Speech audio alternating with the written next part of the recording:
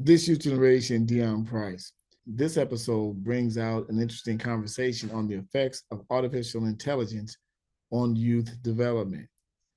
So, just when we thought advanced technology had exposed itself enough for there to be enough evidence to be very cautious of its potential danger, the sudden emergence of artificial intelligence, or AI, makes the future even more concerning, depending on your perspective.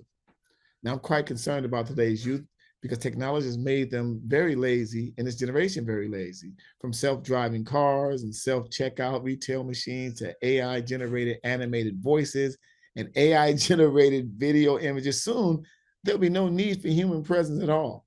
That alone should be enough to be genuinely concerned for the future, particularly of young people. However, my fear is what it is doing to the youth development. The point is that the more dependent we have on advanced technology, the more we oppress and retreat our brain activity.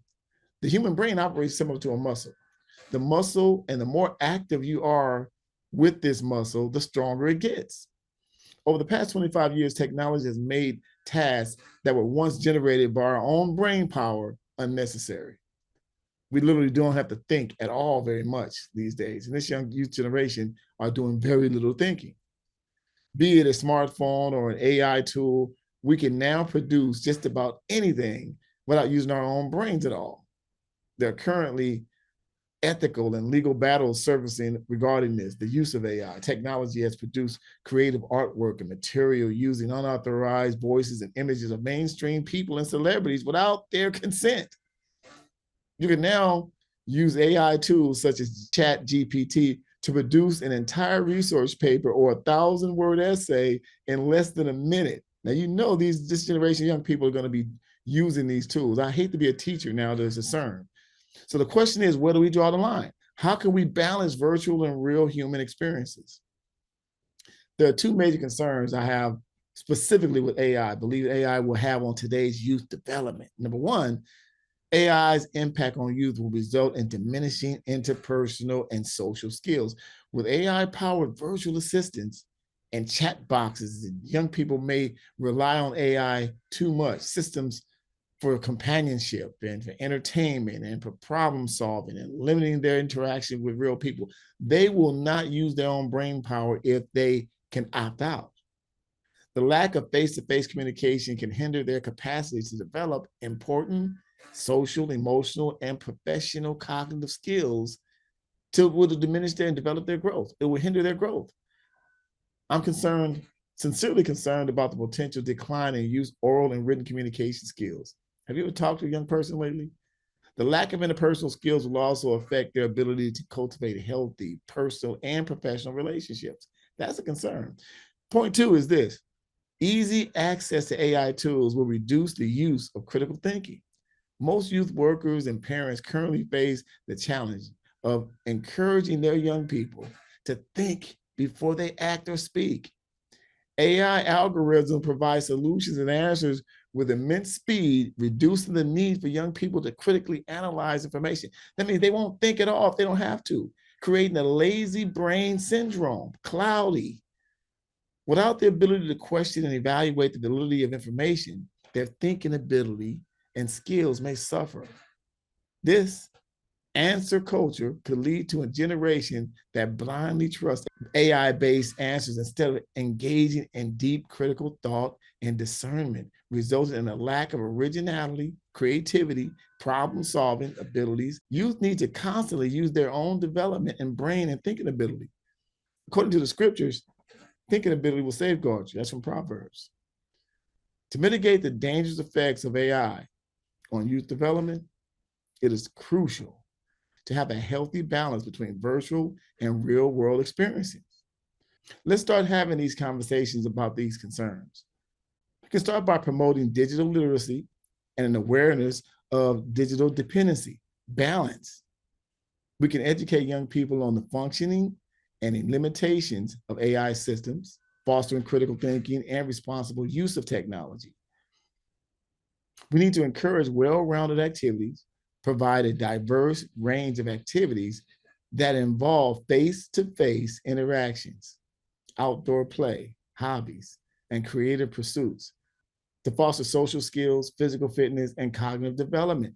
We should also promote emotional intelligence, encourage youth to think about self-awareness, empathy, and emotional regulations through activities such as mindfulness activities, meditation, exercise, art, engaging, impromptu activities, interpersonal skills, one-on-one and group discussions. It's safe to say that AI, or artificial intelligence, and advanced technology is here to stay. The wise approach is to figure out a way to work with it in a way that minimizes the detrimental effects. There's tremendous amount of benefits. The crucial is to remain cautious about its impact on youth. We got to be mindful of that. The development, the dangerous effect of AI discussed, emphasize the need for a balanced approach, offering young people ample opportunities for real human experiences, face-to-face interactions, critical thinking, finding the middle ground allows them to harness the full potential of AI while ensuring their healthy growth and development. Now, let's make sure that we use this technology in a responsible way, because the way things are going, there's going to be very little development in young people. Dependency on artificial intelligence and technology has its history of detrimental effect. However, one thing that will never be replaced is human interaction. We can imitate it, but it will never replace human interaction. So I encourage young people, youth workers, and parents, if you want to teach and encourage anything in our young people, let's teach them the skill set and ability of interpersonal skills, human interaction, your charisma, your character. All those things can really make the human experience more valuable. A young person's working at a fast food restaurant, they're working on their interpersonal skills, they're interacting with human beings, customer service skills. That's one thing that AI or artificial intelligence, any technology whatsoever, will not be able to emphasize, to create humor, be impromptu, problem solve.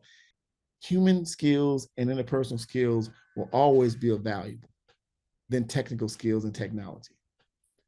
What are your thoughts on this? We have some feedback, or get some readers' feedback, but what are your thoughts on artificial intelligence and how it affects your youth and the youth in your community? Let's go to readers' feedback. Comment from Mr. Deplorable Jim from the Bay Area, Vacaville. Great column, Deon. Diminishing interpersonal skills and reduced critical thinking through AI is true. The human race is headed towards extinction. I imagine it means extinction. Meanwhile, we deal with today's 1984 mentality with limited administration skills, right?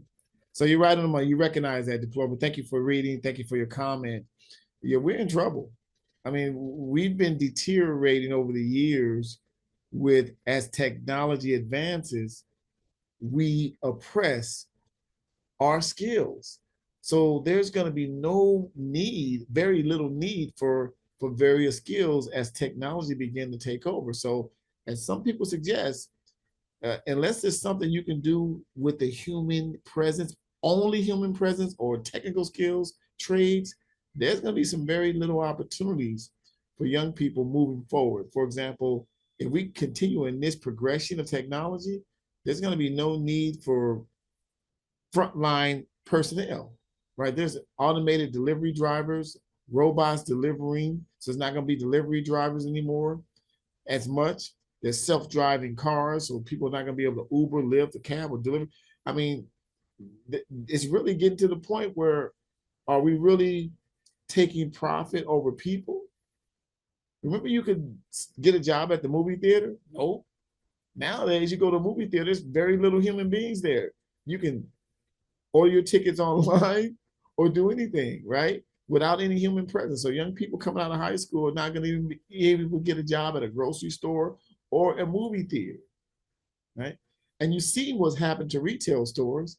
They're dropping like flies. I was at a mall recently, and I could count, there was at least 10, nearly 10 empty spots in malls, which indicates what the industry is showing, that retail is suffering. Most people are ordering things online with this automated AI stuff or technology, Amazon, all these technical. Who's going to stores anymore if you can get a product delivered to your house by clicking a few things and paying online and get this product the next day. Why would you spend time physically going anywhere? So it's another example of what direction we're going in.